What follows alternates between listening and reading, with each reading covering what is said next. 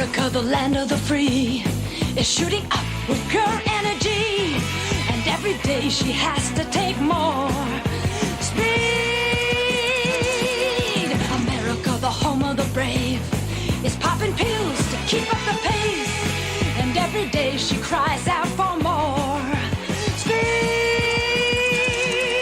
From New York out to LA, everybody does it her way. Pumping power by the hour. Speed. I can feel the earth start quaking when America starts shaking. Pumping power by the hour. Speed. Speed.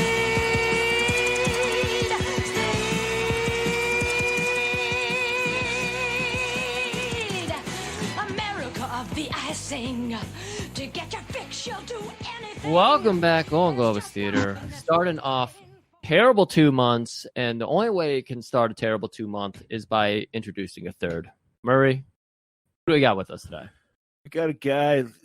He's been away for far too long. I assumed where he's living at. It's like 30 days later. So I was like worried about him. I finally got in touch with him. I mean, we haven't heard any word from him since COVID, so we didn't know Exactly. what, I thought you know. he was a goner. I Yeah. thought he was just like cannibalizing people. Turns out he's at home and he's fine.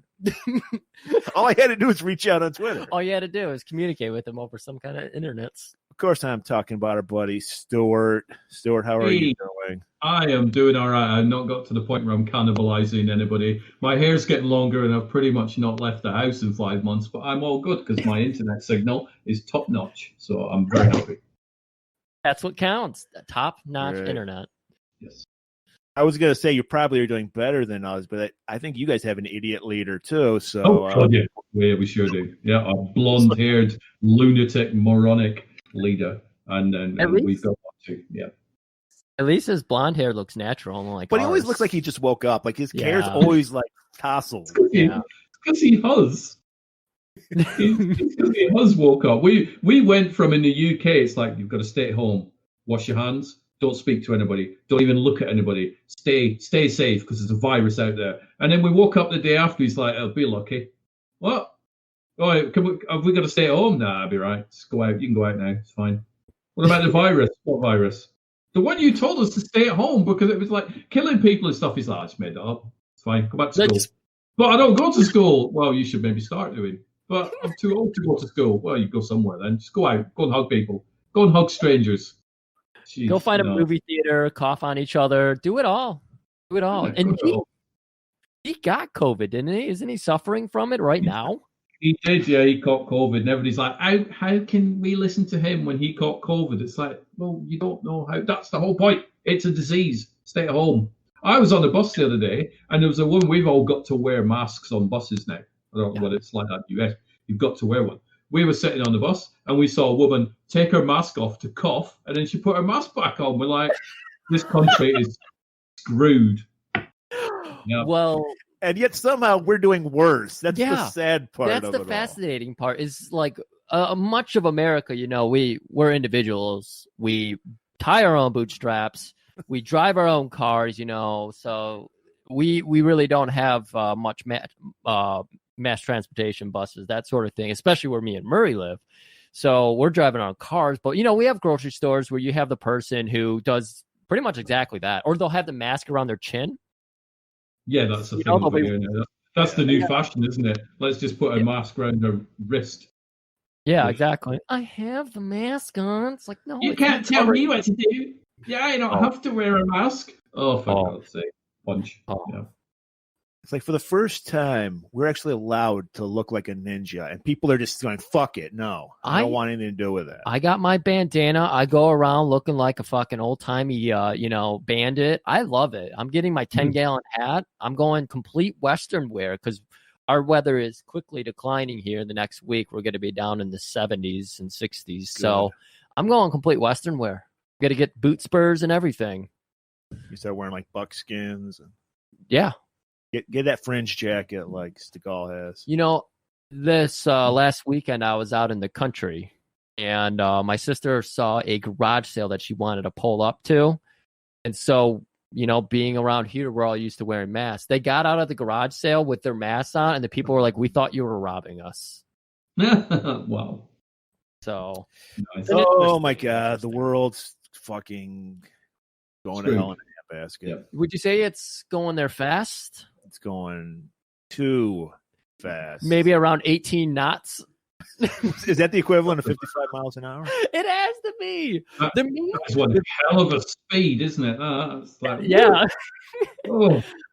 I will say, Speed 1, which one of us has not seen at all. No, I had never seen a speed movie at all before you decided for us to do this. Yeah. So, Stuart, you probably have the best recollection of it. Can you sum it up in about 35 words or less?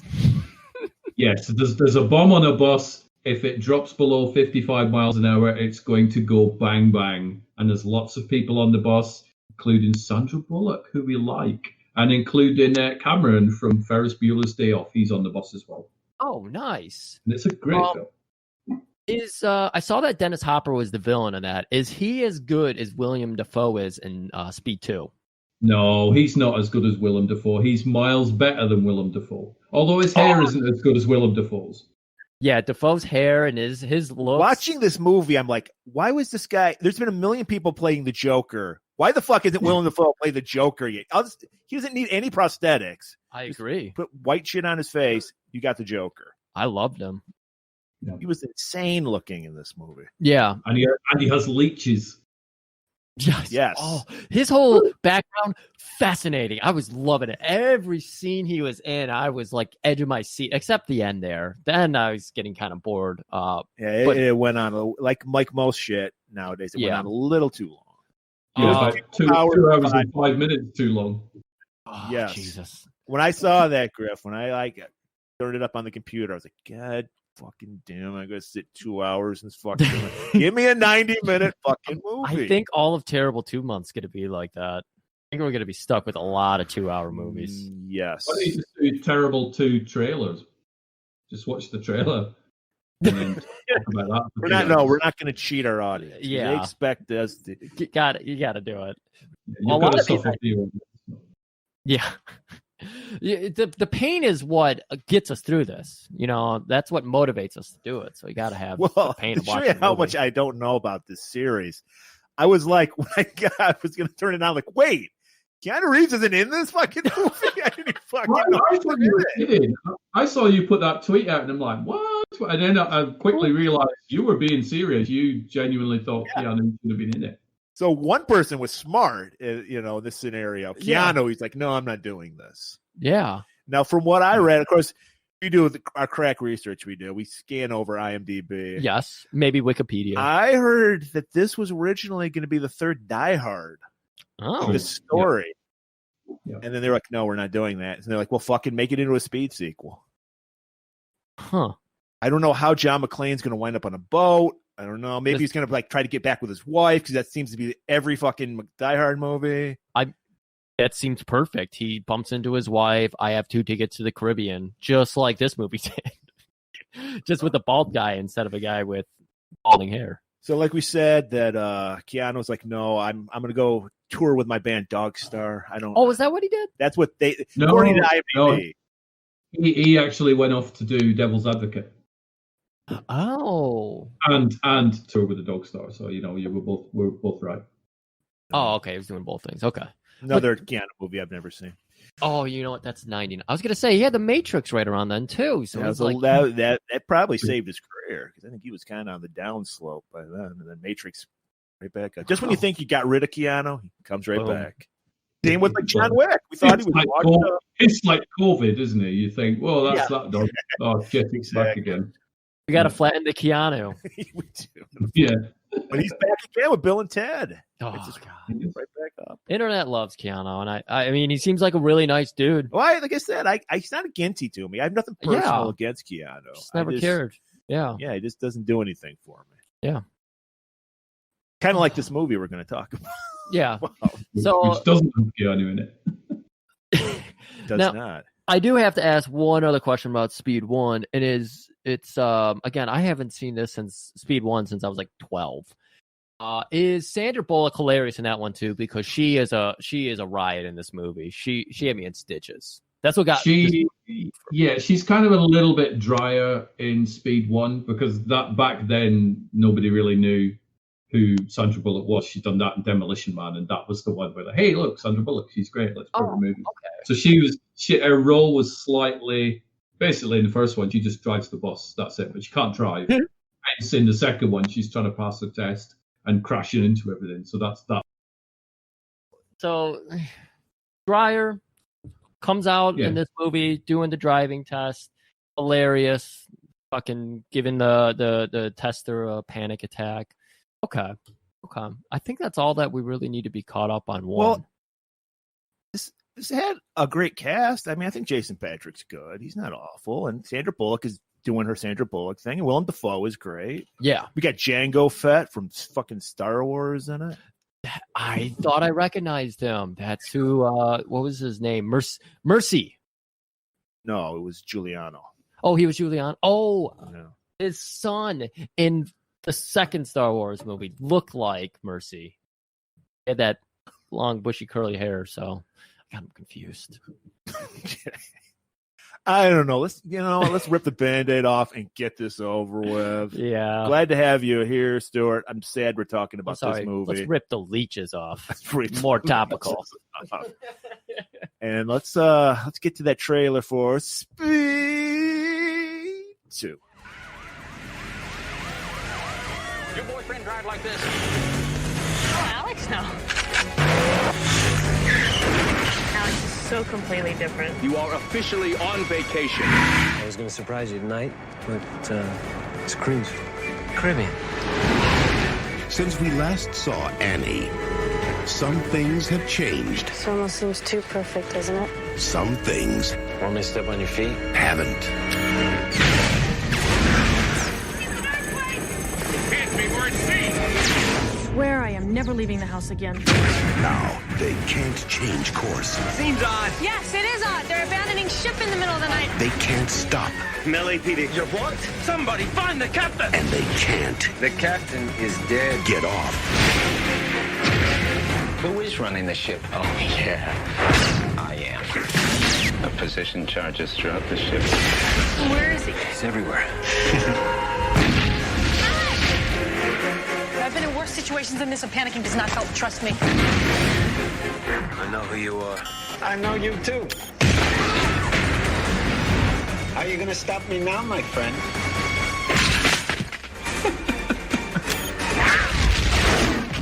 That was odd. What kind of cop are you? You're gonna get us all killed. This summer, He's taking us right into an oil tanker. if you didn't catch the bus, Oh, let's bust the transmission like a car, because I've done that. you won't want to miss the boat. We're getting crushed. You gotta stop the ship. You slowed it down, but you're not gonna stop her. Speed 2, Cruise Control. All right, welcome back. Great trailer. I'm sure there was lots of explosions in there. Probably 5 minutes long. Probably 5 minutes long. It would be twice the length as appropriate, just like this movie. 'Cause, I mean, they could have cut out, shrunk down a lot of action scenes, made it a little more palatable. We already know the perfect length of an action movie. It's 90 minutes. Exactly. Once you start going over that, you've pretty much ruined it. You're wearing out your welcome. Yeah, it's Oh, like what was that? A text message. Michael Bay says, "Fuck off." 3 hours. Oh, okay. You mean the guy who ruined action movies? Yeah, fuck that guy. Yeah. I think he was good when he was like getting the coffees for the people doing the work. The one thing I'll give it to him is he's from here and he does a lot of filming around here. That's true. Didn't he? Yeah. But aside from that, go fuck yourself, Michael Go Bay. fuck yourself.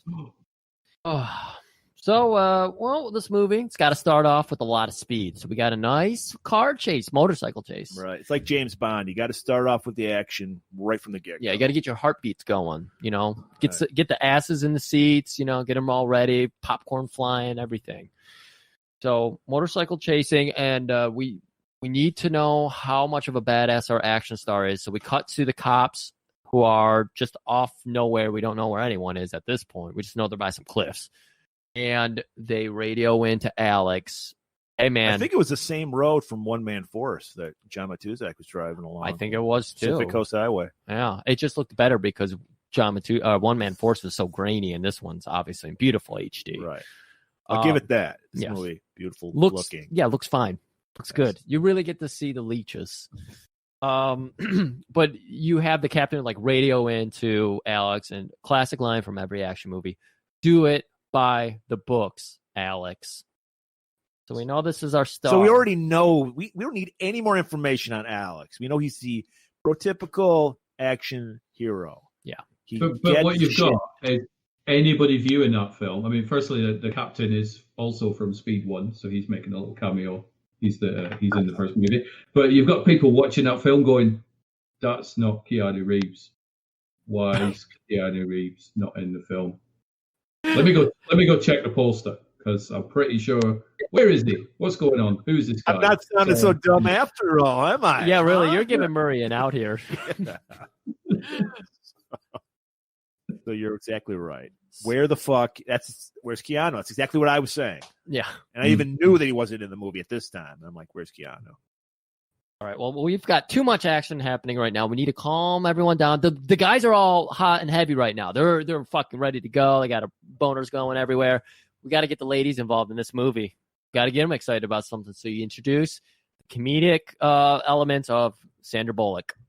Her usual adorable character that we all have come to love. Yeah. Wasn't this the character she played in Miss Congeniality? Murray, that's one of your favorites, right? It's my favorite Sandy movie. You're on.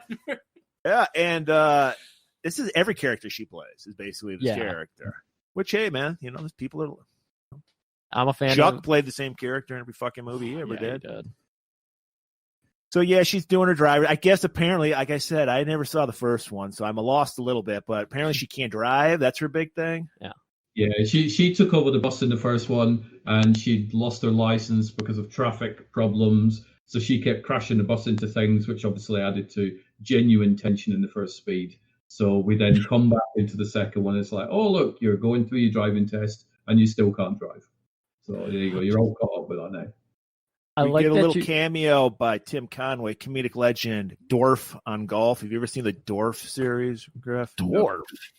I like just the name of that. It was the least funniest thing. The shtick was he was like a midget, so he'd be like his feet would be like in the ground, like his knees would be where his feet, and it was the worst. But they kind of people that go to Branson would fucking love. Yeah. Dorf. But yeah, he's a very unfunny comedy legend, and he's the driver instructor, and he's getting all, oh my God, watch out! Oh. Yeah, he can barely even write on a clipboard to mark off the X's and everything from her messing up. And she is also giving us some exposition. She's just like... I like how they did this. I think they did a great job. There's a little nice detail they added here.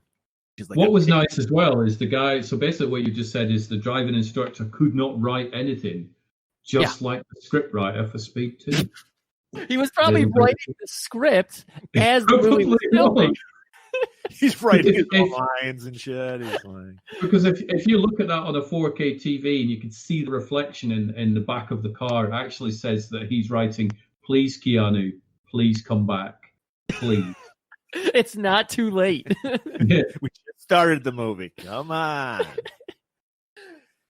So she's revealing she's dating this cop. He's a great guy. Didn't work out, I guess, with Keanu's character. Well, yeah, because he was LAPD SWAT, and he was out saving the world all the time, and she didn't like that. She wants a nice, calm, cool, collect beach cop.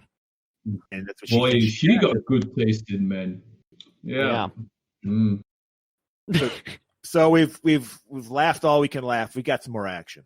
Cut back to our man Alex chasing that U-Haul truck. There's boxes flying. Somehow the door comes unlatched. I don't know, because it has to. Always. Boxes. He's doing like a video game thing where he's got to evade the boxes. Yeah. Goes outside the guardrails. Is driving on a fucking cliff face. Oh, it's going off the rails. And our U-Haul truck I like how you did that. Thank you. The U-Haul truck gets up the curve over those cliffs, and he can't see it, but he's going to find out soon enough that he's about to run into a roadblock. So I don't know how he does this in a U-Haul. It's a 2-lane road, one going either way, but he manages to fucking flip a bitch in the middle of that road. So he's a talented driver, unlike Sandra Bullock. I like this. They compared the Well, two. on top of it, Sandra is like, the cops are behind Sandra trying to get to this scene of this crime. Yeah. And she's like, bitch, just turn fucking over. There's like plenty of room. She's like, oh, I can't stop. Yeah.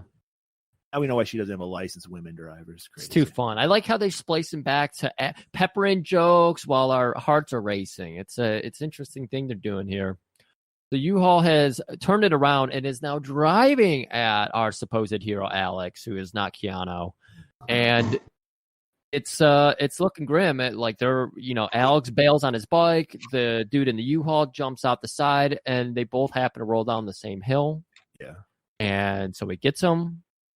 But as he's coming up the hill with the perp, that's when it just so happens that I hate this, how convenient this is. Annie pulled her car over, which she happened to run into a cop car. So our poor driving instructor is beside himself at this point. Right. And then she's like, Alex, what's going on? Because she did not know. She thought he was a nice, simple beach cop. She's like, I thought you just helped old ladies cross the street. I thought you shot innocent black people, like normal cop stuff. Yeah. And he's just like, well, I do that. But I'm on the Suicide Squad. Yeah. It's my partner, Harley Quinn. We do a lot of fun shit. So for me and Murray, we're not in relationships. We have no idea how you would pave this one over.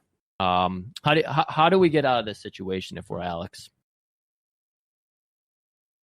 Oh, look at this. He sent me a message to keep chatting because he went away for 60 seconds.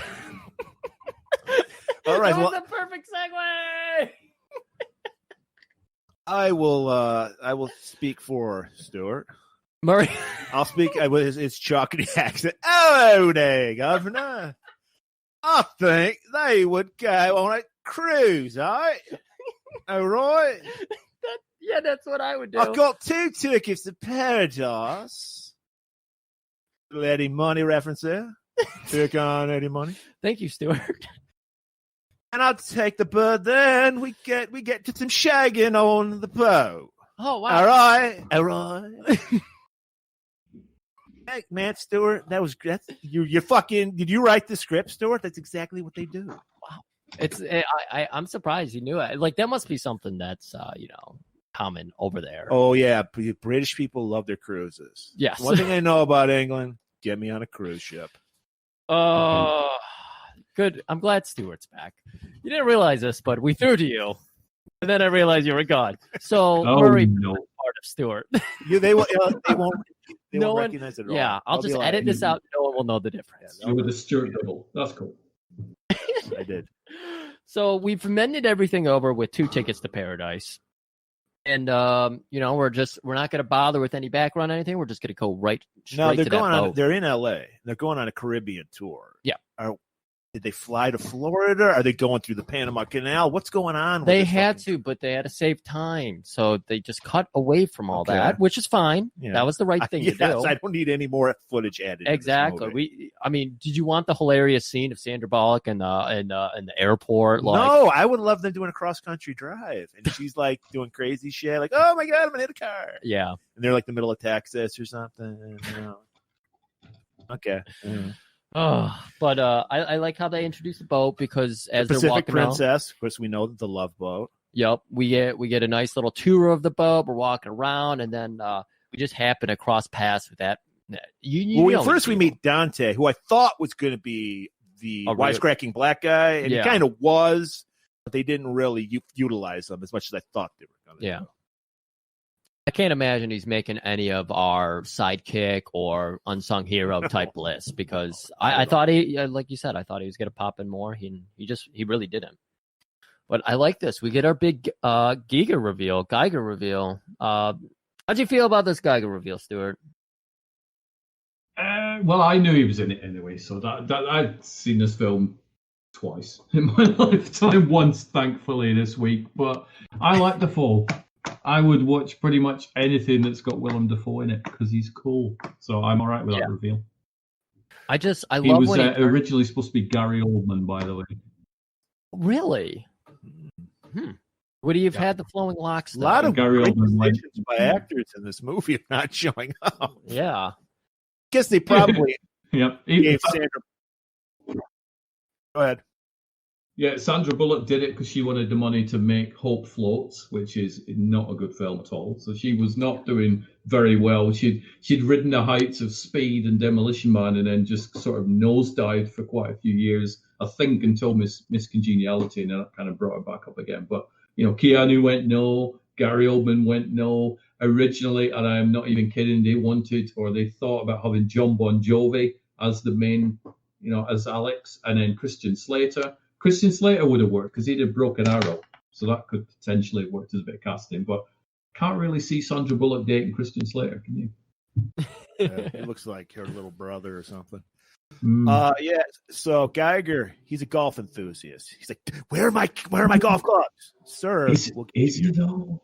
Is he a golf enthusiast?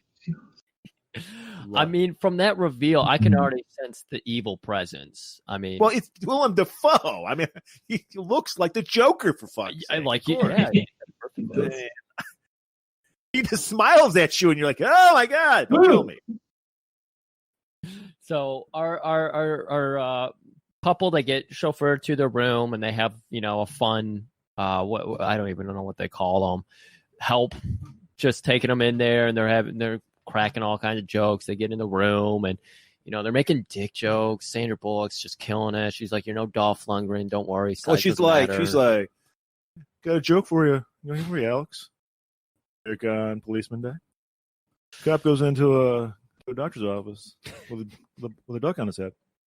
The doctor goes, "Hey, can I help you?" And the duck goes, "You can get this guy off my ass." That all of her ears are bleeding. It's this man, John DeHart. He must have punched up the script. He must have. There was a script. Interesting. In between dick jokes, we see that our man Alex, he's got a ring. Yeah, he's gonna put a ring on it, like Beyonce wants us to. Yeah, and then she's like oblivious to it. And he's like nervous, like should I? Shouldn't I? He's just about to, and she's like, "Hey, let's go party out on the deck." And he's like, "Okay," puts the ring away. But we know what he's up to now.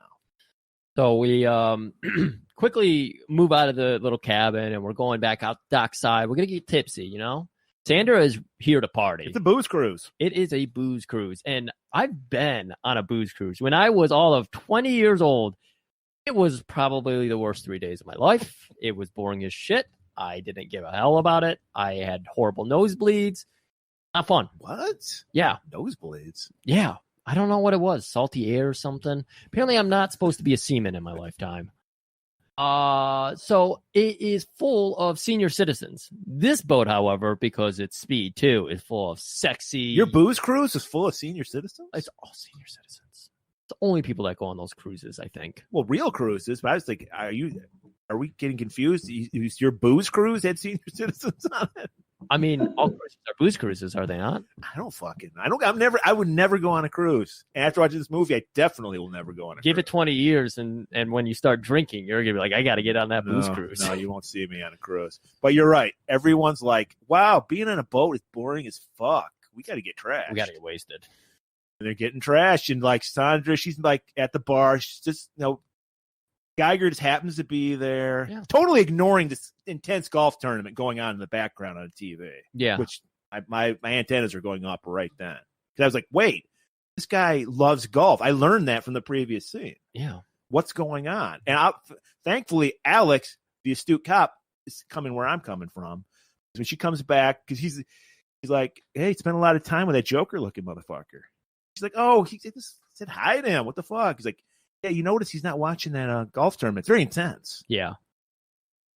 And she's like, what? She's like, we're here to fucking party. Yeah, I thought she was going to do some eye acting here to relay, like, we're not here to be a cop. We're here to fucking party.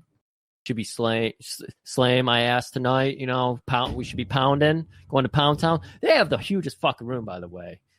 They got a cabin. He's on an LAPD fucking, He's corrupt if they've got a cabin that big. Thank you. That was the subtext I was going for. Take. He's corrupt as well. fuck. Hey, man, game knows game, so he recognizes a fellow villain. Yeah. And just in case you're really retarded and don't obviously know that Willem Dafoe's a villain, we go back to Willem's cabin. He's finally got those golf clubs he's looking for. They're not golf clubs, Griff. They're fucking bombs. What? I love this reveal. Do you want to tell us everything he's got going on in his room here, Stuart?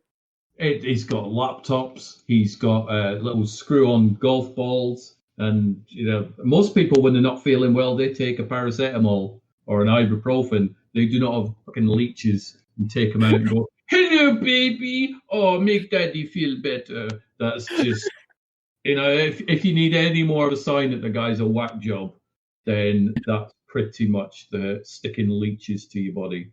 Straight up old school, dude. He's doing it Middle Ages style. He's fucking bleeding himself. Go to a pharmacy and get some cough medicine or some.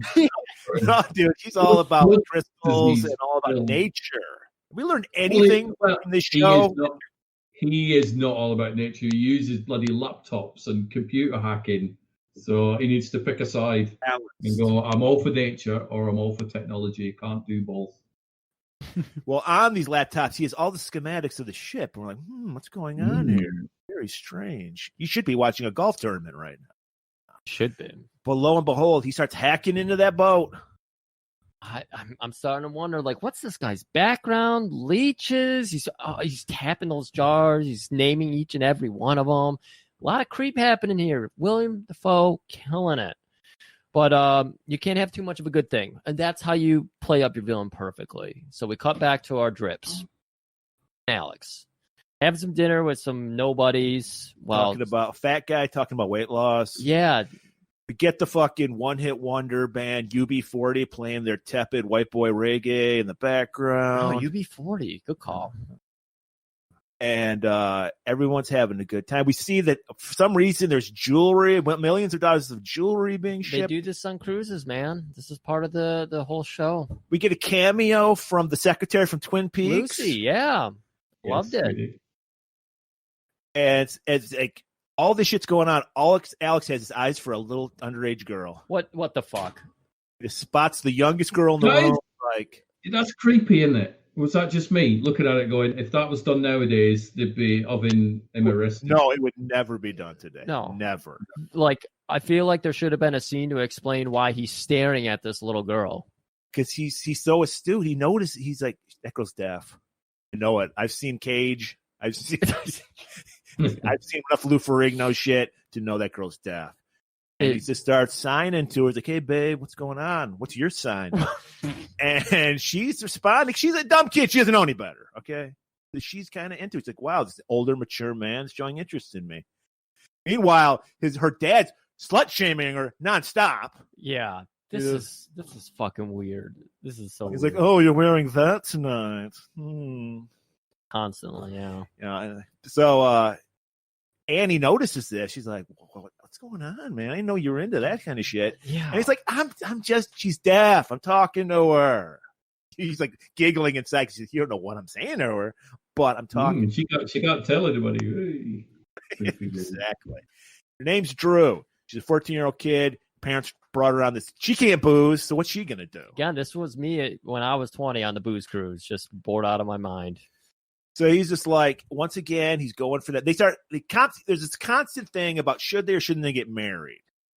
It's a constant running conversation. Yeah, that's probably the best tension in this movie. And Sandy's like, Annie, she's like, I barely know you. I thought you were a fucking beach cop. They've been dating for 7 months, and something tells me 7 months is not the mark to propose. No, I wouldn't know any better. No, I wouldn't either.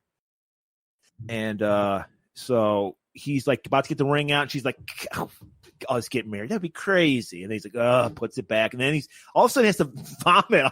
All of a sudden he got a nosebleed like Griff. He's like, I got to fucking go.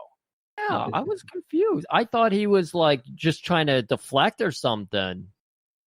And then they actually go back to the room and there's a vomit bucket, which they reveal. He's like, I shouldn't have fucking been chugging that fucking keg, man. Yeah. It hits you later on in the day. So yeah, he's just puking his guts up. She's loving it for some reason. She's just like, that's great. Somebody take care of. We're not.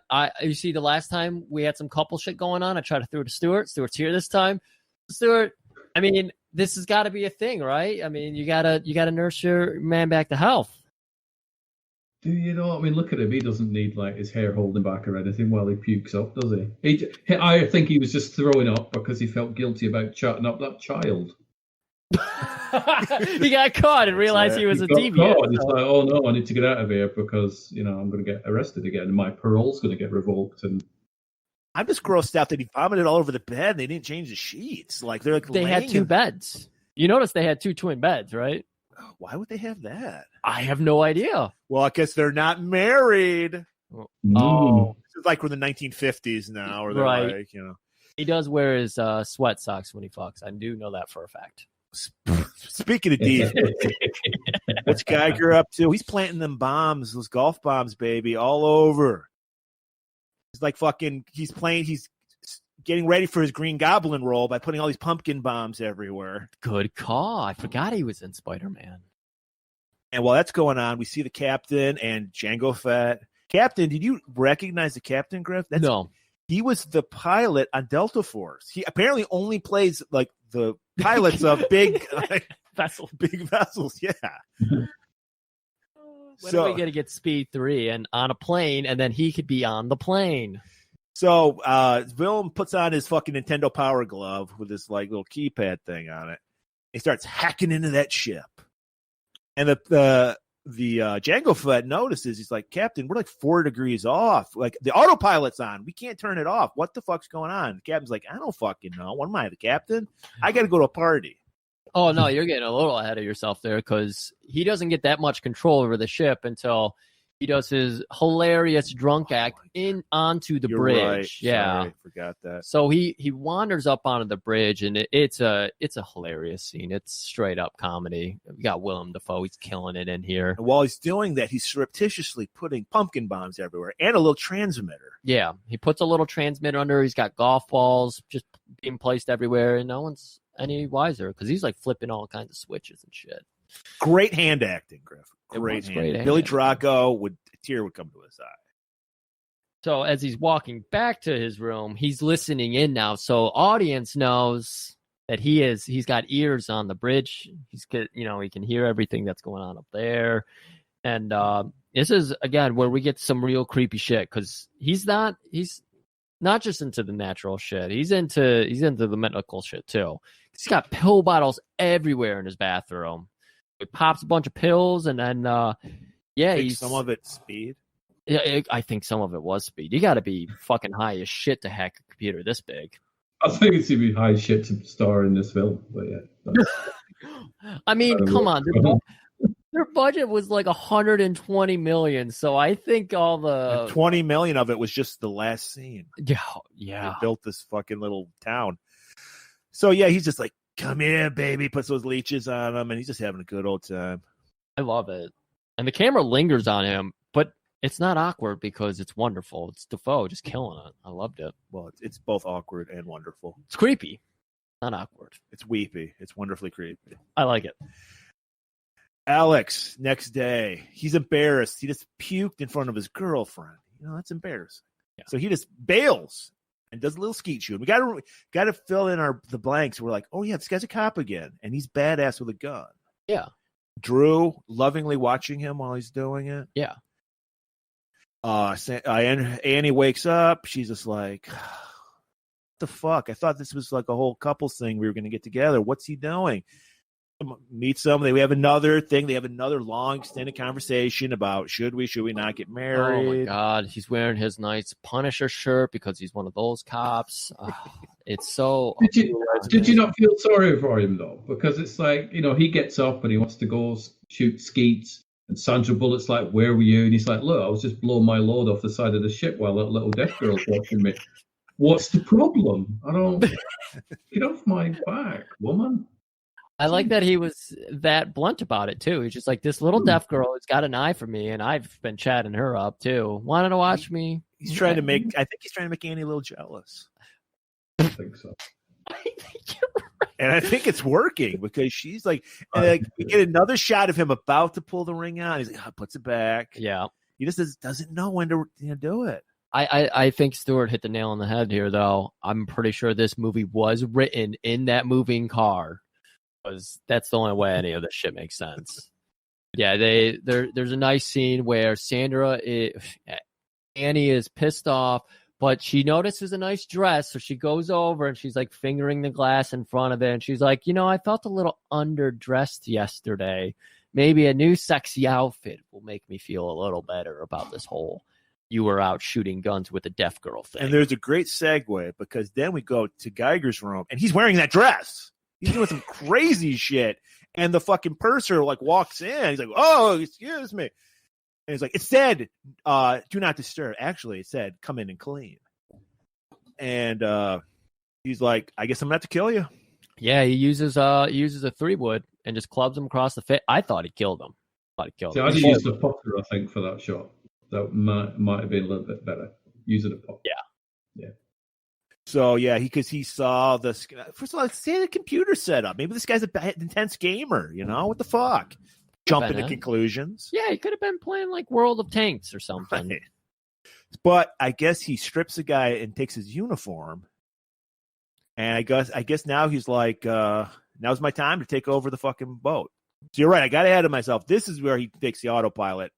Like autopilot takes over the ship and they cannot turn it off. And it's veering 4 degrees off. Yeah. You mentioned it before. He's got all these little gadgets. It's pretty fucking cool. He's got all these little gadgets, things that we have nowadays and probably take for granted. He's got them all. He's got a little earbud in his ear and he's listening in and he's hearing the conversation. And the pilot of the ship, he's just like hearing about the 4 degrees off. And he's like, "Hey, I got better things to do. I'm going to go take a shit before I put my tux on. And then I got to put my tux on and I got to get down to this big old gala. Take a shower. It's a whole ordeal. It's a whole ordeal." The captain's like, "Have you heard about this little deaf girl in the main dining room? She said, I'm gonna go say hi. Her dad's a dick." This is the Epstein cruise. They're going to Epstein Island is where they're going. They must be. God damn it. Oh, this is the Conjette episode apparently that we've been for years. So he's like, "Yeah, I got shit to do. I got a cop squat, and then I got to go hang out." I like that. I got shit to do. He's got a huge sense of humor, this captain. I wish he were in the movie more. So I was just walking on the outside of the boat, the deck, I guess you call it. Yeah, I don't Bumps know. into a good old Geiger, and Geiger reveals why he's doing all of this. Yeah, he like hits him with the lamp, and then he starts spilling all the details of his plan. Right. He's like, "Look, I worked for Trump Cruise Liners, and then they told me I could have a pre-existing condition. And then when they found out that I like to get leeches to suck me off, fired me." That's bullshit. They promised me no pre-existing conditions would be acceptable. Because you got to remember, Stuart, we have horrible health care in America. God awful. We spend a lot of money and we get nothing for it. Yes. And that's so he's like the Bernie Sanders. He's speaking for us right now. Yeah. Kind of like maybe this leech freak isn't so bad after all. Yeah, there's something about tying your healthcare to a job, and then as soon as you mention your pre-existing condition, they're like, "Wow, we're gonna fire you now." So he programmed all of these boats. Right. So he came up with the whole system. That's why he's so intricately well knowledged on all of it. And of course, like every great villain, he's like, "I told you my plan. Now I must kill you." And he just throws the captain off the edge of the boat. So, Stuart, do you want to take us to the sweet gala we got to get to? The sweet gala? Go on. Wait, when he tosses the guy off over the edge. God, that's a filthy film, this, isn't it, really? Yeah. So, go on, you've lost me. I bet like half the audience who were watching Alex, going, when does Keanu come into this film? There's no Keanu. He's not coming. I'm sorry. But there's Alex. And he got that tux. He took the hint that Annie was giving off at that shop and got the tux. But like every cool guy, he's got to have the chucks on with his fucking Dude, he's tux. going Phil Collins at this point, Phil Collins. Well, he's got the hairline of Phil Collins going on. I love the reveal, though. Not the Keanu reveal. Sorry, everybody. No Keanu. But, yeah, he's like bringing Alex. She opens the door and he goes, "Susu Studio." And then I fucking love that song. And I know you hate me for like, "You got me at Susu." So they're like, "All right, let's go to this big gala they're having." Another one. Yep. And when we cut to, we see a little Drew, the deaf girl. She's all tarted up. She's got her fuck me pumps on. It's disturbing. She's looking like a very toned down version of like Cyndi Lauper. She's got like a crazy frilly dress on and some kind of weird top, and then she's got wasp dad who's probably having sex with children on his own. He's like, I told you not to wear that dress without that jacket. You look like a whore. Well, I mean, that might be why he's so offensive about it. Exactly. Because he knows, again, it's projection, something we're all too used to. So, okay, we set that up. Well, we get Drew running off. She storms off and into the bowels of the she boat. takes the longest elevator ride in the history of film. Oh yeah, she just runs to an elevator. She probably did the kid thing and hit every fucking button. She had to have, because it took 20 fucking minutes. Yeah. The Geiger goes to the bridge, or the bridge realizes that he took control. I don't know. It gets confusing here. His plan is very complicated. Every 90s movie, every plot had to justify the 2-hour running time. Every plot had to be super convoluted. Oh, yeah. I think they work out that something's going wrong, and then he's like, "Ha ha, 'tis me." And then like, oh, what? And he's like, I control everything with this Nintendo Power Glove, and you can't take it from me. Yeah. So that he revealed his plan to everybody. Giuliani, Django, he's like, I don't know. Oh yeah, you know what? He's calling from his room. That's right. And he's like telling him, and we don't get the full reveal yet because we go back to that stupid party so we can watch awkwardly as Alex and Annie dance. And they're, for the 12th time, he grabs for that ring, and then just as he's about to pull it out, boom! Huge explosion in the engine room goes off, kills one of the propellers, and then that's when Willem is like, "Yeah, I'm gonna start blocking off. I own this fucking boat. I can shut off areas and lock people in." So he's talking to Giuliano, who's like, "I can't override anything. I'm not the captain." We got Geiger just like, "Bud, you need to buck up because you're the captain now. Because whatever captain's name is, he's about as dead as Delta Force 1." And, see, I don't think, because if you watch the film, it looks like Willem Dafoe throws the captain over the edge. I don't think so. I think the captain's like, I've seen my chance. I'm out of here, and he jumped over the edge. I think he was just so guilt-ridden from all this. Apparently, this pedophile fuckboat he's like charge of. He just killed himself. He might have Epstein himself. Yeah, right. He faked a suicide. Yeah. Yeah, I think the check cleared, and he was like, "All right, you know what, my character." This is the first time an actor was like, "My character would kill himself right here." This is when he's done. No, we want you to be the hero. It's like, no, I don't think that would happen. I think I would jump into the water and try and find Keanu. Yep. So Geiger, he's just like, I'll keep blowing up fucking sections if you don't push the evac button. Yeah, he's calling the shots, and he's Giuliano doesn't know what to do. And finally, Mercy, his name was Mercy, but it's spelled Merced, so it was confusing me. This guy irritated me. Yeah, he was kind of Stuart, annoying. aren't you Scottish? Am I right about that? Yes, I am. Yeah. Was this a real Scottish accent this guy had, or was it? You think it was a put on? Well, if it was a put on one, and I will have a look to see if it was a put on one, it wasn't a bad put on one. So let me have a look where he's from. He was from. He's actually a genuine Scot. He's born in Glasgow, so he's okay. Nice. Yeah. While we're on the topic of that, how did you feel about Scotty's accent on Star Trek? Was that trash? I just feel like they made that connection to put him in this role. They wanted to be like Star Trek. Well, he did have the kind of Scotty. He did have given him all she's got, Captain, about 12 times. In this yeah. Yeah. It's like, so did I. Did James Doohan do a good job, Stuart, or was he shit? Did who do a good job? Scotty from Star Trek. No, it wasn't authentic, but you know what? He's Scotty, so he's okay. Okay, he's all right. Because we like him. Yeah, I can do it. So he just, I guess, eventually Giuliani's like bitches out and just hits the evac button. So it's like abandon ship. There's like smoke everywhere, but our man Alex always astute. He's like, that smells like sulfur. That's not a real fire. Real fire doesn't smell like sulfur. Because it's not Griff. Those are smoke bombs. Because Geiger wanted people to think the boat was on fire so they get the fuck off. Because he wants that booty located in the hold of the ship. That's his plan. I like this because this is when we get started. I like this. I hate this because this is when we get started and it's just like long, drawn out, boring ass fucking scenes. Yes. The lifeboat scene was incredibly boring, and it wasn't even exciting. It's so dark you can't make out any of the quote unquote action. Like there was no action. It was just boring. Like the boat. So one boat, like I don't know. It's like one end's going down. It's like when you get the blinds, your blinds, and you get that like one end goes down slower than the other one, and it's a pain in the ass. That's what's happening with the boat. So the boat's like diagonal, and the parents are like, "Where's my daughter?" And then the mom like, "I gotta get out." Like, and then the dad's like, "Oh, I'm sure she was found. Don't worry about her." Yeah. They hop on. Alex or Annie's even like, she's on a lifeboat. Just go ahead and hop on. And while that's going on, Drew is actually in the world's longest fucking elevator ride. Like I said, she's been in it for 10 minutes.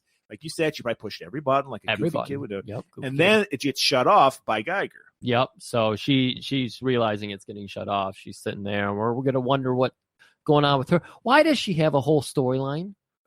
Like it doesn't include it. You know what? Gets brought up in one of the 18 different false finishes that come up. Yeah, I was thinking sign language would come into play later on. That was the whole point. Hello, wasn't that? I thought that was going to be a huge thing. I thought she was going to be at like the front of the butt. Front of the butt. That's called the bow. The stern is the butt of the ship. I thought she's going to be at like the front, and then she'd be coordinating to Alex, who is like controlling the boat. But hey, that must have been on the cutting room floor. Must have been on the cutting room floor. The rest of this film should have been on the cutting room floor. So many scenes. This scene especially should have been on the cutting room. So, like you said, Griff, I just wrote in my notes lifeboat hijinks because nothing happens. It sums it up. Alex jumps on a boat and then gets off. He saves Dante, the black guy. He says dynamite, and then they do the gangplank. Alex runs off. He tells Anne, "Hey, go ahead without me." And Anne's like doing this whole flashbacks to Speed 1 and Keanu and how Keanu was better and the bus was cooler and that whole movie was just better. You know, you're pretty sad when a bus is cooler. Yeah. It's public transportation. It's like so much cooler. So Alex like storms the bridge and he's just like, "Hey, taking over this boat. What's going on with these fires?" And they're like, "Yeah, there's fires everywhere." And he's like, "I'm a cop. I'm in LAPD." And like, we're in international waters, buddy. We can do whatever we want. Didn't you see my shirt? Punisher, Blue Lives Matter. Come on. But he gets no confirmation. They just say, "Yeah, there's fires everywhere," and he's like, "Those aren't fires." Then he runs back. Sulfur. He runs back. They do the whole gangplank thing. They get all the people off the lifeboat that was just sitting there stuck, but they got them all. So while they're doing that, Drew, our deaf girl, she wall walks up this fucking elevator, gets through the hatch like you always have to do. And every time there's an elevator in a movie, you know somebody's going through that top hatch. So we know she's capable of handling herself here. Right. Obviously, she's escaped out of many of ductworks because her dad's probably pedoing her around. Or locked her up somewhere. Right. That's probably from creepy friends. Ugh.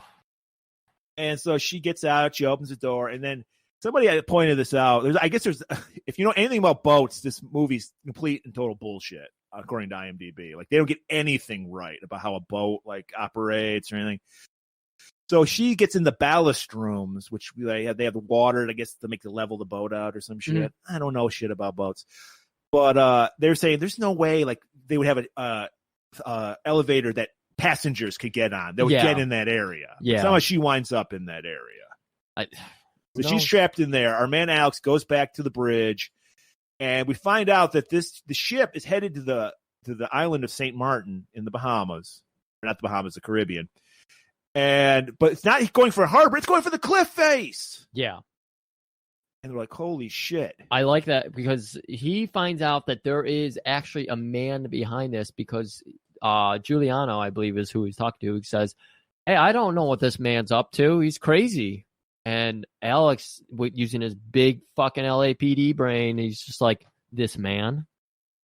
And he don't you mean person? You don't. It was very ahead of its time. It was like, you can't just assume that he's a man, right? There's 12 different genders. And like, he's like, I don't have time for that. I know you're an LA cop, but I don't even have time for this. We're evacuating. So he's like, he's fucking got those eagle eyes, like you were saying Seagal had in that one movie you're talking about. And he's like scanning the bridge. He's like, wait, that's a transmitter right there. And he pulls it off. And then there's like a set of Benoit balls just hanging out on the like bridge. I don't know what those are. Like they're doing this is like kinky fucking boat. There's some strange shit. They're fucking on the bridge. And he's like, got him in his hands. And he's like, golf balls. It's Geiger. Like, where's Geiger's his room at? When they take him to the room. Oh wow. So okay. Let's take a moment here. We're at the 1 hour mark. We got to be feeling pretty good. Like about 3 hours. We got to be feeling pretty good about this movie. I mean, we're getting into the action now. Boats going under. I mean, I'm hot. I'm ready. I'm ready for the last hour. How are you feeling about this movie, Stuart? I am 1 hour mark. I'm like, wow, we're headed to the end credits. Let's just get this sucker finished in 15 minutes and we will be done. And the film will be great. And I can go watch the other film that involves a big boat with Titanic, because I'm sure that'll be quite good. Stuart is just sitting there going, why couldn't this be a canon movie? We'd only have a half hour to go. Probably like me, where I accidentally bumped my mouse and realized I was only at the 1 hour mark because the tracker popped up. I try not to look at it and just immerse myself. No, I paused it and I went outside it's with funny the dog. how exact same thing. I'm not even joking. Like I hit the hour button. I was like, fuck, this movie's long. Yeah. Like, damn, I thought I was 1 hour 58 minutes into this sucker. Yeah. So, there's 50 false finishes in this movie. And now we got a barking dog. Got a barking dog. Oh, the mailman came by. Oh, it's nice. Thanks for your fucking That's your Speed 2 Blu-ray just dropped through your letterbox now. No. The director's cut with extra scenes. What? There's a director's cut to Speed 2? Oh, no. Look at No. I was gonna say, who's looking for that one? So they go to Geiger's room. You gotta head straight to Geiger's room after you've figured out golf balls. No one else on this boat likes golf like Geiger likes golf.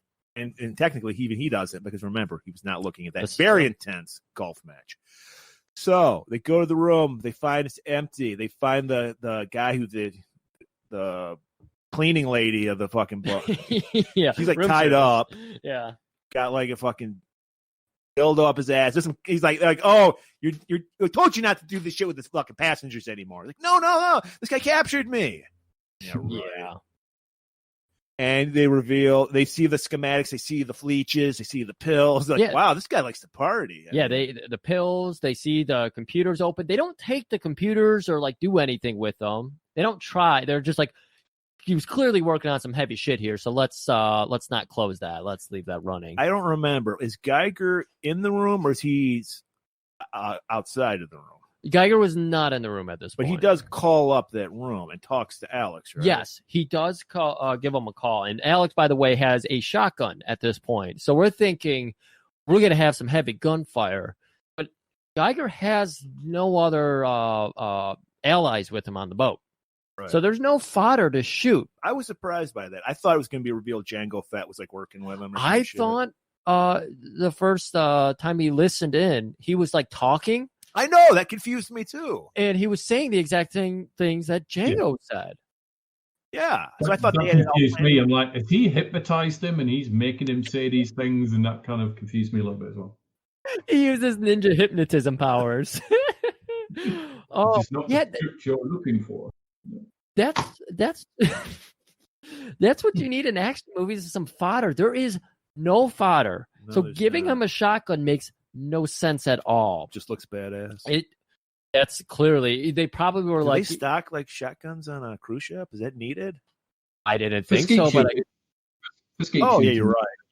Oh yeah, that's right. I was gonna say they got it all planned.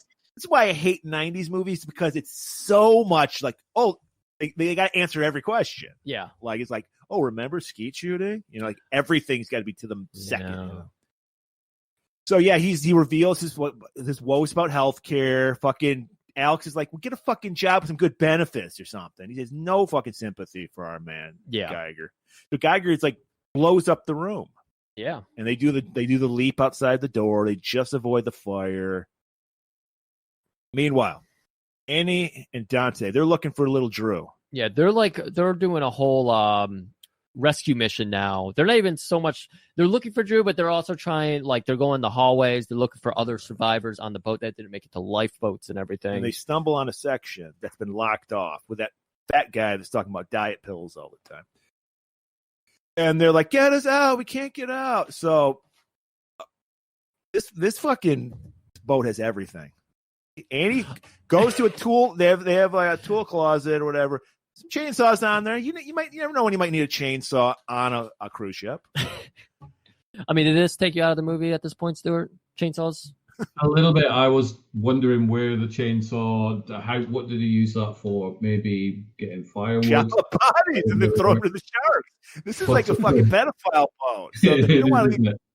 So that would make sense. I mean, maybe they have like a really big fish that they need to cut up for lunch. So maybe they use the chainsaw for that. I don't know. Maybe ice sculptures. I like my pedophile angle. I think this is like we're hitting on a subtext that we don't. Do we know who financed this? Is Epstein involved with this? Are there hidden with? We got to see what Q has to say about this. We do. I think it was Epstein, Weinstein. All the Steins. All the Steins. Yeah. So I can tell you this much. I've used a chainsaw before. Unless that's the greatest chainsaw on the market, you can't just lightly just yank it and it starts right up. And like they keep that thing well primed. They had to get the most premium. It's because she's got some great arm strength. Usually, I got to put my foot on it and like put it on the ground and pull it up. I know, right? She's just like yank a little bit. Hey, that's why she's making the big bucks, I guess. Yeah, but she drove a bus in the first one. This is where you guys were missing out when you don't see the first one. The arm strength that she built up by turning a bus around the corner it's there was no power steering on that fucking bus. So yeah, you're right. See, you're speaking out of our element here because again, when was the last time you rode on a bus? It was a few years ago and it was awful. 2 years ago, yeah. Mine was probably. There's a reason why Americans don't ride on bus, Stuart, because everyone's crazy who's on a bus here. Unfortunately, I've only been on a bus a handful of times. Every time crazy shit happened. Like people were screaming at each other. It was a nightmare. So we get the Annie Chainsaw Massacre. She cuts through, releases the people. Where's fucking Drew? Well, she's in the ballast room, and our man Alex sees her on the monitors. So he's like, I got it. Well, he tells him, he's like, sink the ship. Yeah. And the guy's like, can't do that. That's a great Scottish accent. That was good. And he's like, "No, do it. I'm a cop. You have to." Do you see my shirt? Do I need to go punish her on you? I'm feeling very threatened by you right now. Yeah, I don't want to have to kill you. Yeah, I like that he had a little pamphlet. It wasn't. I thought he had a pocket constitution. What he had was a little pamphlet that said, "I feel threatened, and I'm standing my own ground." And that was the clue to Mercy, who actually suggested. He was like. Because Alex is yelling at him, basically telling him how to run a giant ship as if Alex knew how. Mercy's just like, what do you want me to do to slow the boat down? Like flood the ballast ballast? You know what? They don't really talk on. Okay. We also didn't mention, but when he blows up the ship, he blows up like satellites, so they cannot communicate with anybody. He blew up satellites? Yeah. That's right. He did. That's right. What happens is, they dump the people, like all the passengers evacuated. Nobody knows where they are. They're just somewhere in the fucking Caribbean. Well, what are they? So they're probably all dead now. Yeah, they probably ate each other. I mean, they could probably figure out like what course the cruise was going on. No, it was 4 degrees off. In case anyone. Oh yeah, that's right. It's 4 degrees. Yeah, they're fucked. Yeah. Oh, no one thinks, we all went into Speed 2. We're looking for Keanu the whole time. Like, where's Waldo? Everyone forgets about the lifeboat passengers. Yeah, they're fucked. That would have been a post-credit sequence, wouldn't it? Just going, hello. Yeah, shark fin. Oh, shit. Instead of a happy ending with the credits rolling, we go to the lifeboat in the middle of the day. These people just all dehydrated. Eating each other. Speed 3. Slow encounter, slowly decaying. Oh, this is one of these films that would be ruined by cell phones nowadays, wouldn't it? I've blown up satellites, so that's all right. Dave, somebody's hijacked the boat. Can you send the police, please? Beep, send. Done. I don't know if cell signal would be applicable out in the middle of the ocean like that. I don't know. If they were far enough out, I don't think they'd be able to hit a tower. Maybe. But I think that's why I think you're going to see a lot, especially like thrillers and horror movies, always set in the past. Yes. Because so much shit you can do with the phone now. Yeah. But so Alex's plan is we're going to flood the boat to stop it. Yeah, slow it down. Right. And he's like, and then just as the guy just, all right, I'll do it. You said you're a cop. And he starts it up. Then they notice Drew on the monitors is in the ballast room. Yeah. So it's like, I can't stop it now. You know, you told me to fucking. You just told me to open it. Now you're telling me to shut it. And so Alex like, all right, I'll get my shotgun and get in there. It's like John DeHart. Dude, he's fucking gripping this shotgun so hard. He wants to kill so badly. He wants the murder, yeah. He gets, again, Punisher. He gets down into the ballast, and he immediately finds Drew, and as soon as he grabs her, like a flood of water comes rushing in. He told the deaf girl to hold on. It's like, hold on! Did he even look at her? Because she can read lips, you know? I don't know. I don't know. Again, I just love that she's really into him. Right. And he's playing the long game here because he's like, I'll wait. He knows. I'll wait another year until she's 16. And then he's like, what's the age of consent in your state? He's gonna go down to the south and wed her. He's grooming. Okay. Yeah, that was grooming. So they ride like this, like it's almost like a whitewater rafting ride through the boat. It just looked fun. It looked great. They should do that on a boat. Yeah. I'd go on a cruise if you could do that. My thoughts exactly. So she's like, look, I'm going to be 14 in a couple weeks. How about we get this started? Yeah. We're in international waters, so there's no laws. This is true. Yeah. This is Speed 2. Nobody's going to see us. Nobody's going to watch us. And then that's when he reaches for that ring again. He's like, maybe I'll marry her. Would that be illegal? He's a lot of shit's going through his head. This is where this movie gets really cerebral, and I like that about it because it's no one really cared about this in the 90s, but today in 2020, we're all thinking about grooming and all this weird shit happening, and it's right here, front and center in Speed 2, but no one watched it. I gotta say, I read some of the poor reviews about this movie. No one's offended by this. No one gives a shit about this. They're like, Sandra Bullock wasn't funny enough. You know what I'm going to do on our Twitter? I'm going to bring this up and see if we can get Speed 2 canceled. Dude. The thing is, especially with the QAnon people, is they're hijacking Save the Children movements. So you could work that right in with the Save the Children movement. Perfect sense. So Andy and Alex finally reunite, and they're like, we got to find this Geiger character. Gotta get him. So they find him. I guess they just stumble into him. Well, they're standing on like the staircase in the main like ballroom type area, and they hear like a door close, and they're like, that's got to be him. So Alex and Annie tried to grab him, like, no, you got to come with me. No more of this action life. Stop being Punisher. Be a beach cop. Eat ice cream. Drink lemonade. Let's do that. Let's watch Mr. T. Let's watch TNT together. He's like, no, Annie. Pretty sure I got to go murder this man's face. Just blow it everywhere. Because you got to murder a face. Willem Dafoe's is that's a face to murder. So they chase them, and like, I didn't believe this.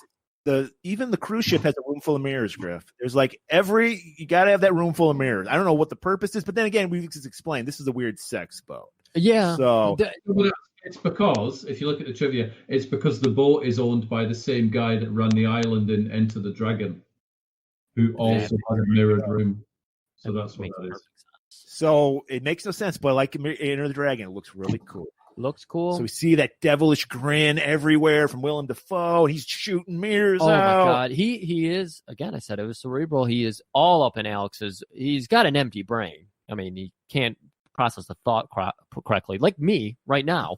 And so he's shooting at all the mirrors. And then here's what I love. He turns a corner and he's looking into like, it's like the party room that they were just in and dancing.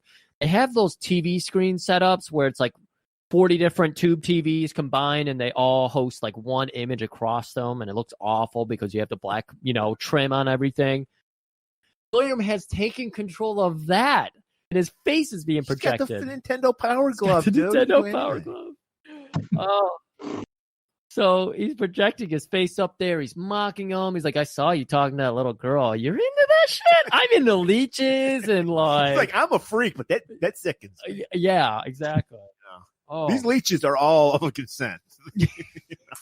They are. Those leeches are at least 18 years old, aren't they? I don't let anything suck me that's at least 18 years old. Oh, my God. So he just hides behind a door. Like, I guess he, like...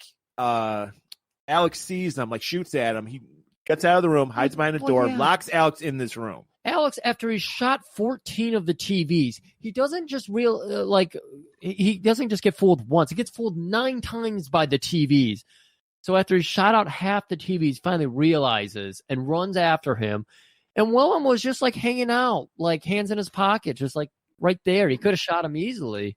Cat and mouse grip. So, yeah, Willem barely gets behind a door. Then you see him type into that power. And the door just slams shut. I didn't know these were automatic doors either. Everything. He built this, remember? Yeah.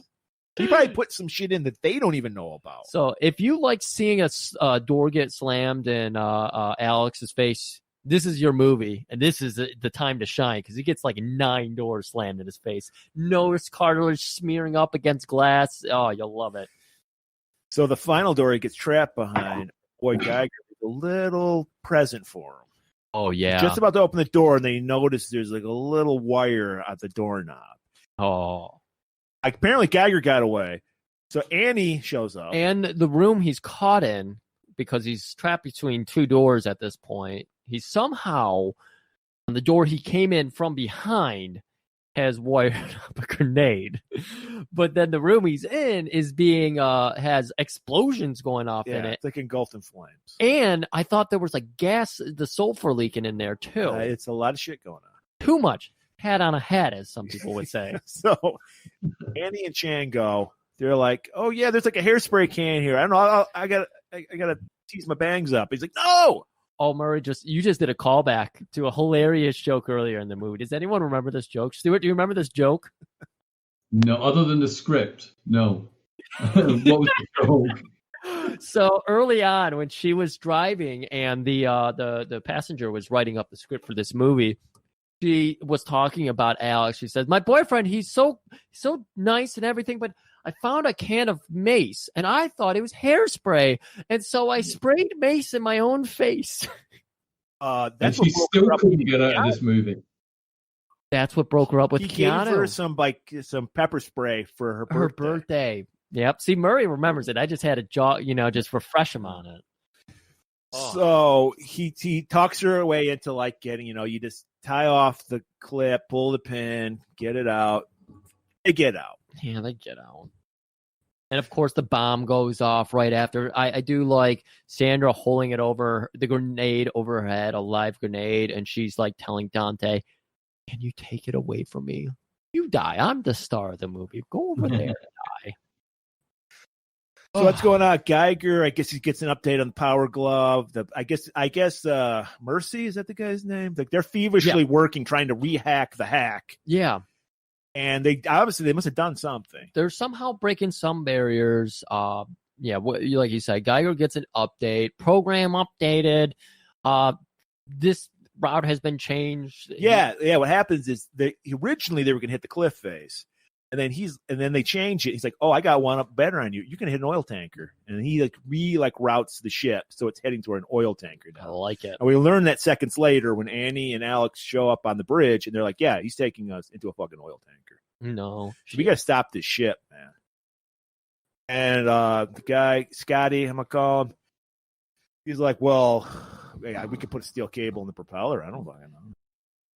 Here. Just like with the flooding the ballast, they're just Mercy, I thought, came up with this plan again. He's like, I mean, what are you talking about doing? Just putting a steel cable into the propeller? That would completely stop it. Yeah, we just happen to have steel cable. Yeah.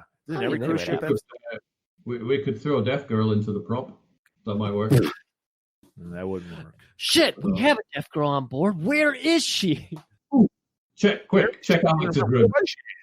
At this point, they had saved her, so she should be with her family, but she hates her family, so she probably ran off again, and that's why they couldn't get her to throw her into the propeller. She might have jumped off. She might have said, jumped I off. want to be where the captain is. Keanu, where are you? Go on, but she can't do that because she'd have to sign language it, wouldn't she? I mean, she can say things. It just doesn't sound right because she can't. Yeah. Oh. So they're like, all right, we'll do that. Alex, being the hero cop he is, he's like, I'll do it. Of course I'll do it. Yeah. So they go down to like, there's this little like area, I guess, apparently for this job, like on the side of the boat. Yeah, this was convenient. And there's like he's got like an aqualung scuba gear, so he put that on. He's putting it on. You got Annie seeing him off, and Alex says the most romantic thing to her. Hey, he goes 8675309, and she's like, "What is that?" He's like, "That's my favorite Tommy Two Tone song." Yeah. Now you know who I am as a human being. And she's just like, "What?" I wish you asked me to marry you right now because I'm in. I'm all on board. And he's like, "Sorry, babe, I got to save the ship. I got to save this ship." So he dives up. They tie a little string to this gigantic fucking cable. It's for some reason, I guess he got hell of a fucking like cable package on this fucking cruise ship. I mean, that their fiber optics are like 6 inches wide. Yeah, I think it could be real. So they, according to IMDb, none of this is real. So they go down there. I was actually thinking this is bullshit. Apparently, because I was like, wouldn't the suction of a propeller just pull him totally in there? Yeah. They said no. Like, the IMDb expert said no because it's not going fast enough. Okay. Two things.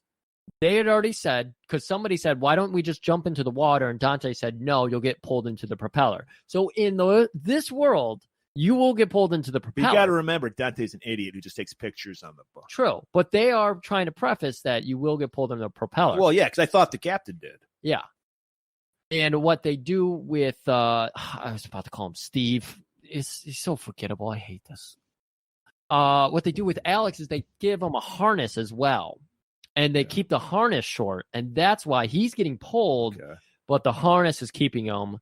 So there's two lines at work, and this is where we get a cross-up because he's feeding the wire, the cable, which does get pulled into the propeller. Right. But then his wires get crossed, his pole line, and then the cable, they're going to tangle into the propeller.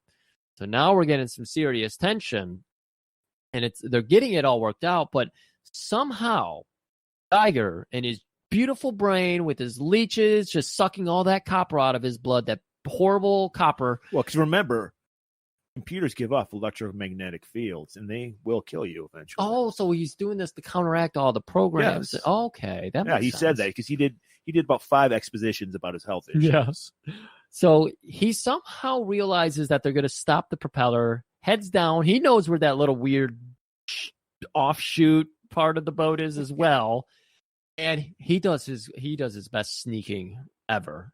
It's right up behind him. He notices that they're trying to use this cable, which anchored into the ground, but he somehow just like pushes it over and it rips right out. I don't know. Yeah. Just go, yes. Oh, yes. I remember that part. Yeah. There's nothing apparently. All right.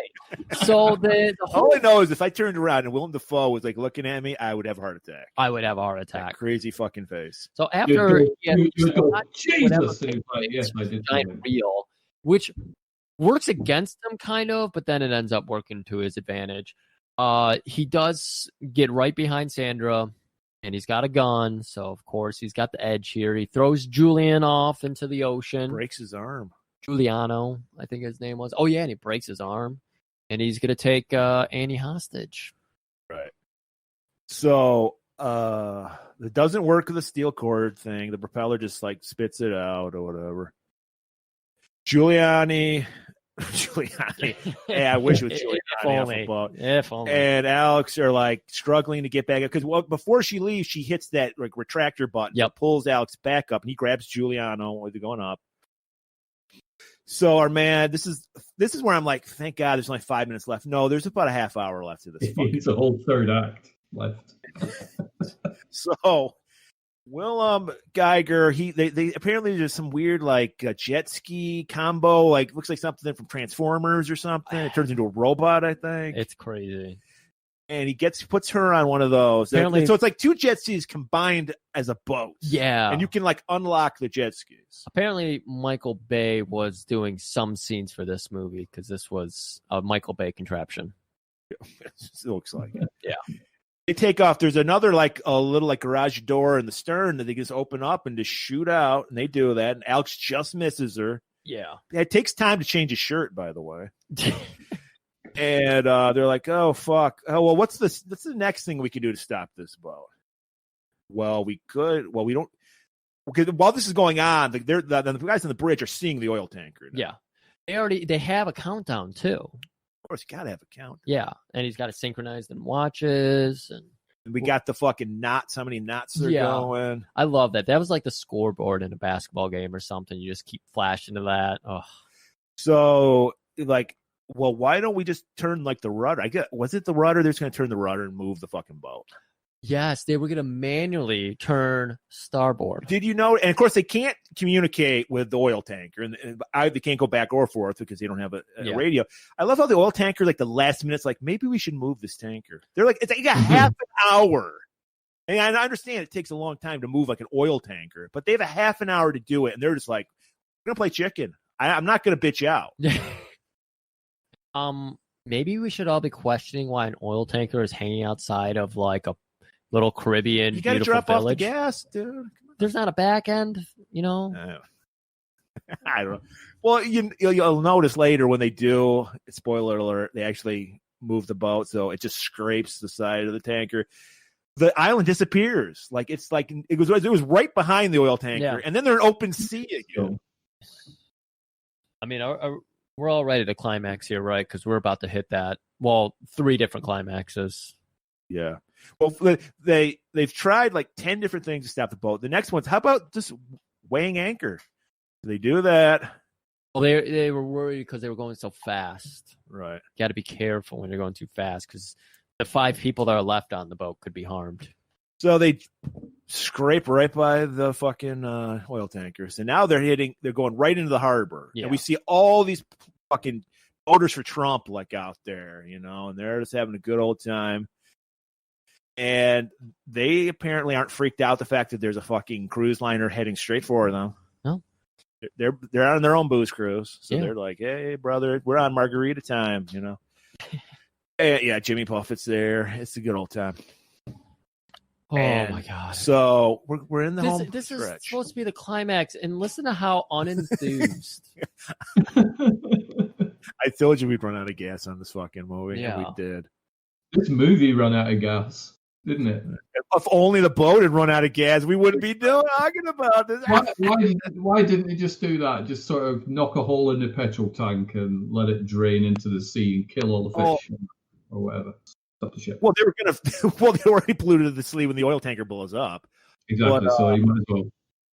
Yeah, why not? No, well, they actually in the IMDb, someone said like there is no like cruise ship or any kind of ship that size that doesn't have like a manual thing where you can shut off the fuel. So none of this shit would ever fucking happen. But hey, 1998, maybe things were different back then. But do they take into the fact that Willem Dafoe's on there with leeches? No. That was the thing they did not plan for, leeches. Not only leeches, Stuart, but a power glove. I mean, you can't beat that. No. So, you still off, Griff? Yeah, go ahead. Still can't hear him? All right, it's just you and me in the home stretch until he can get back on. So. Griff's run out. So, the anchors, they don't work. Can't do anything. The one thing that's helping is they're hitting boats, and that's slowing them down. So they're murdering people. And then they're like, fuck it, I guess we're just going to crash into the fucking dock of the bay here. Because, Griff, bad shit happens on the wars. We said that every fucking episode. And this is the ultimate bad shit. Even party wars, everything's going to go bad. So this is where $25 million of the budget went into. They created this little like town on the edge of this island, and the real life boat, well, not a real life boat. I think it was just like a front of a boat. It was, yeah. Goes I saw a through picture of it. Did you notice it took 10 fucking minutes for them to go 50 feet was like the longest fucking ending. To be fair, though, it took 2 hours to go absolutely nowhere, did Speed 2, so... You're not fucking kidding, man. So we get this long, drawn out, and it's like slow. We get the spit takes from people, like, you know. I mean, it's so long and drawn out. I think what happened with my audio to Stuart was my computer went to sleep. Yeah. Just like when I was watching this movie, just kind of passed out. Oh, I hate this. Why are we calling... Okay. The death count in this movie currently, what's it at? 2 or something like that? I don't know. Is just it? Just us 3.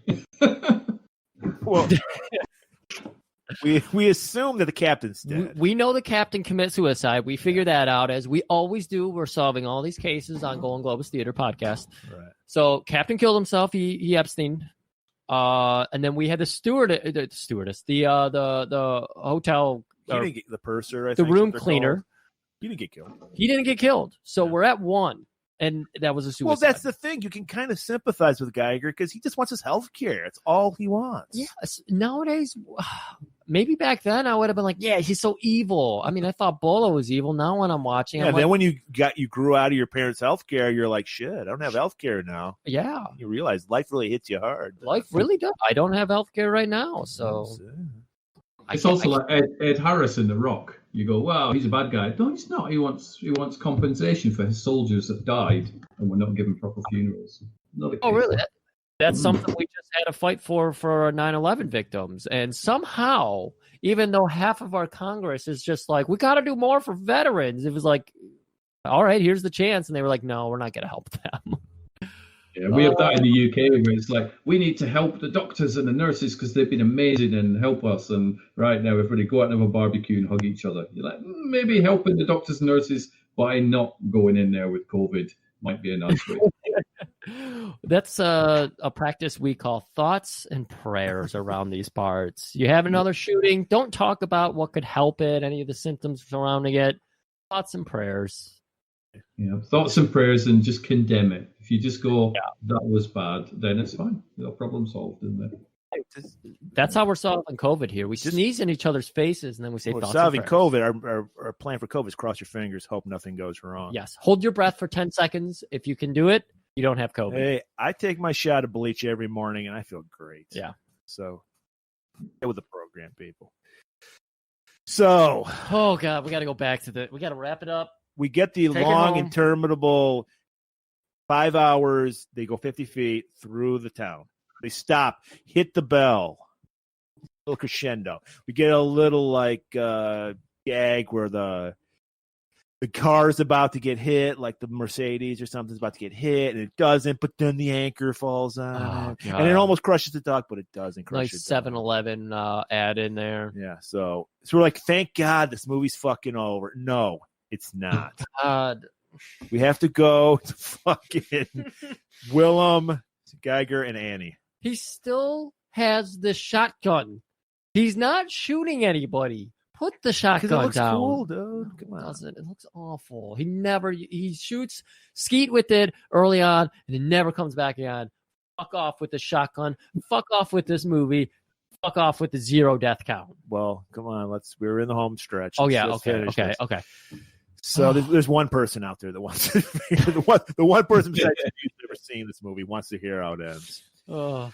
So Annie's like, hey, there's a button here. I can just release my Ski-Doo that I'm on, and I don't have to deal with this asshole anymore. So she grabs the jewels, yoink, throws them in the fucking ocean, and then just lets herself go. And we're like, yay, she's just going to go to land, and then we're done. Movie over with. No. Because Willem Dafoe gets her again and grabs her. It's so it's just silly. like, come on, people. It's so boring. It's so silly. Speaking of boring, our hero Alex meets up with another sassy black guy who happens to be there. Yeah. And he's got a boat. Apparently cost $150,000. It looked like shit. I don't know where's the money, but it's all in the motor apparently, because they go chasing off. And thankfully, fucking Annie gets a fucking flare gun. Yeah. Shoots it off. Apparently, Alex is like, of course, that's Annie. That's her thing. Flares. Follow that flare. So they follow it. You see that while that's going on, Annie and Geiger are on one of those seaplanes. Yeah. He's got everything planned out. He's got the seaplane set up, everything. They get in. I think this is when she throws out the jewels when they get in the plane. And then they take off. And he's like, "Go, you lady." Yeah, it's obviously a boat plane or whatever those are called. And so it's skipping across the water, and Alex is charging forward. You have all kinds of fun banter. Can you tell how fun this scene is by how enthused I am? And then apparently the black guy has a harpoon / fishing rod. I mean, he saw Jaws clearly. So he's like, I need to have a Jaws ready harpoon on board. Well, he also went to Alex Smile, you son of a bitch. Yeah. And then Well, he's also from the first movie as well, just as a nod back to that. Really? Yeah. Oh my God. Yeah, he's in the first film. He's driving along in his nice posh car, and it gets sort of hit by the bus. So he's like, "Hey, what are you doing? You've ruined my new car." So hence, when they bring it back in this one, it's like, "Hey, my boat and my jet ski and all that sort of stuff." I want to believe it was $150,000 car as well. Probably. Like, that's synergy right there. I would have liked a not again. Yeah. You know, as a person who hasn't seen. I'm Speed surprised. since Usually 12. they do spoon feed an audience. So Yeah, so they're trying to teach us like an I was intelligent like, or he crowd. could say like, "You look like somebody I know," or some shit like. Yeah. Where's Keanu? Where's the other guy? I like the other guy better. Yeah. So he shoots the harpoon. It hits the little pontoon on the bottom of the ship. He like reels himself in. Yeah. Gets up, just simply punches Willem in the face, grabs Annie, dives off. Oh, God, the climax. This is the last climax here. Yes, the fifth and last climax. And all it is That's what that girl said. Oh, all it is Hey-yo! is the softest punch in the face. Yeah. Look, Willem Dafoe. He's got a fragile face. Still. All teeth. So he's like distracted. He sees he's going right for that ocean liner. So he pulls up on the yoke. Isn't that what it's called, Griff? Yeah. And he's like, "I did it. I got past it." And then there's like a fucking tower, inexplicable tower that's on this fucking thing. And he hits that. So he's stuck on this tower on this oil tanker. Oh, boy. And he's like, "Well, I survived at least." And then they see the gasoline is dripping down. And then, wouldn't you know it, it's an oil tanker / sparks factory. Yeah. So there's all these sparks going off. Ignites the gas. He blows up. They blow up this oil tank. Oh, that's where all the innocent people died. Yeah. Wow. And that was just for a gag. Shit. I didn't even think about that. Yeah. The death count goes from half, because suicide, so I'll give him half credit for his own death, to like 5,000. Yeah. But they're working for the evil oil industry. And we learn anything from On Deadly Ground. They're scumbags and they deserve to die. I agree with this wholeheartedly, actually. In fact, you know what would have made this movie better if we had the end? We had that 10-minute scene of Steven Seagal telling us about the environment. Yes. It could have ended it. It could. That could work. When was the last time you saw that one, Stuart? On Deadly Ground? 1995, was it? I think when it came out, I have literally just watched that film once when it came out. Because it was, I mean, you go back and look at the making of that film, it was a case of, this is the sort of film it's going to be. And the studio are like, "No, you've got to fight people." Like, I don't want to do a proper film about an environment's terrible. No, put fighting in it. So the studio kind of killed that movie to death. So. Oh, okay. Well, seriously, though, would you want to watch a Steven Seagal movie just about protecting the environment? I mean, probably a smart move. Yeah. I mean, it worked out. He got his 10-minute speech at the end of it. Well, that was the point. I think we learned that was supposed to be like in the middle of the movie, and they were like, "Yeah, we'll put it at the end. We'll let the credits roll After so people the credits. can leave." Yeah. It's beautiful. Oh my God, Griff, we're not even done yet. So we're nearly done. Dead. Apparently, the black guy finds the jewels. He goes, "International waters. I own this now." Apparently, that's how it works. He can just, take stolen goods. It's his now. I blacked out as soon as the tanker exploded, so this is news to me. And then, well, I'm glad I could tell you that. No, I'm going to let Stuart. Stuart, tell us what finally happens at the very end of this movie. We all jump off a cliff. So we have got. He takes the ring out.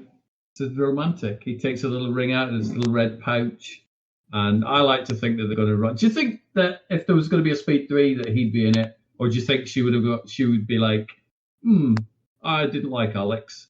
I'm now going out with Christian Slater.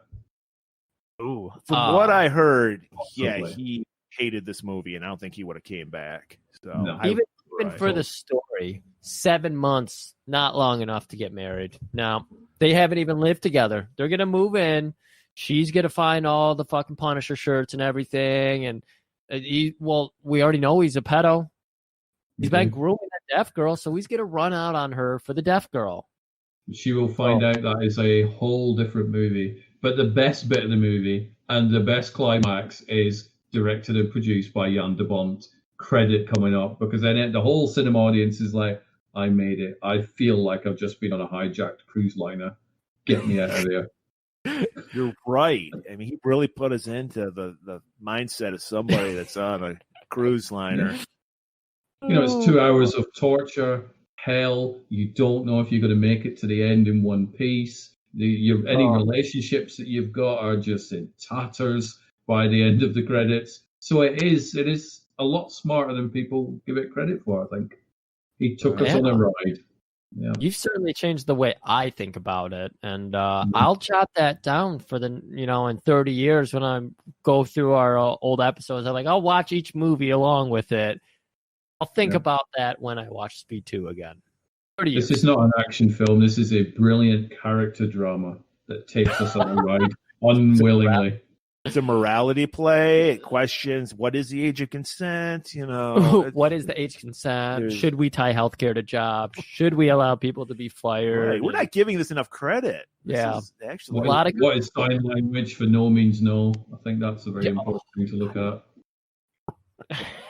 Is signing no the same as saying no? There's a lot of interesting things getting into. It provokes debate. It really does. Provoke whatever you want on international waters. Can you? Yeah. Anything goes.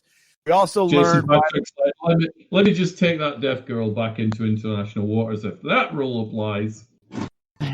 So we learned this is why you don't make movies about giant boats. Did Titanic come out the same year this came out? Yeah, Titanic came out about 6 months after this. Yeah, so this was the year of giant boats. I like that Speed 2 got in there before Titanic, because everyone probably knew about Titanic. Took 5 years to make or something. Okay, so everybody knew about Titanic, and they were getting pumped for it. And Speed 2, the writers and director and producer and everything, they were probably like, oh, fuck, we got to make sure to get this out before Speed 2. We don't want people to think we're rushing it. We're fucking rushing it, and that's why we're not going to kill anybody until the last. That was the only time they were rushing. The oil tanker. Yep. Oh my god! What?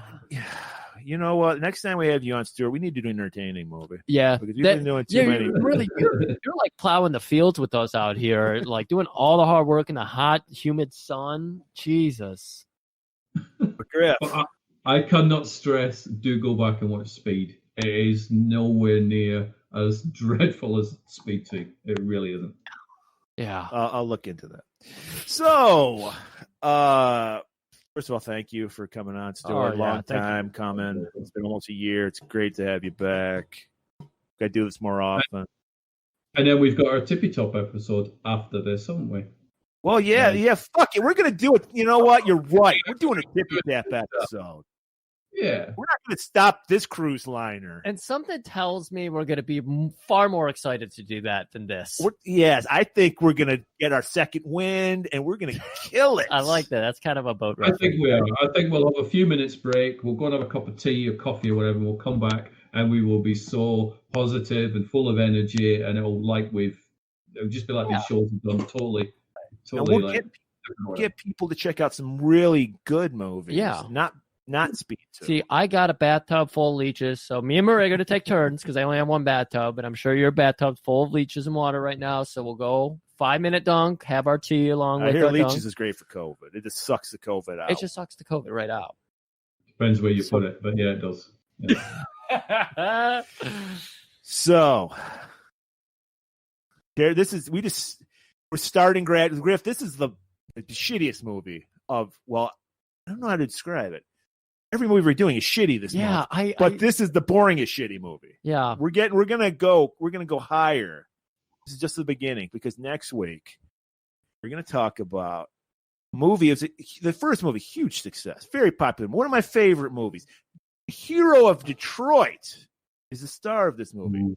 On top of that, Griff, you get Frank Miller hot off the heels of The Dark Knight Returns. He was the hottest guy in comic books at the time. He's writing the movie. So you're like, this is going to be an amazing fucking It's got to movie. be good. It's got to be good. We're talking about RoboCop 2. And no, it's some people call it the Speed 2 of the RoboCop. Yeah, it is. No, that's actually RoboCop 3 is the Speed 2. I don't know what RoboCop 2 is. It's certainly not the Speed 1 of the RoboCop franchise, that's for sure. So RoboCop 2 will be next week. Pray for us. And definitely. You have my thoughts and prayers on that one. All right, keep it warm, y'all.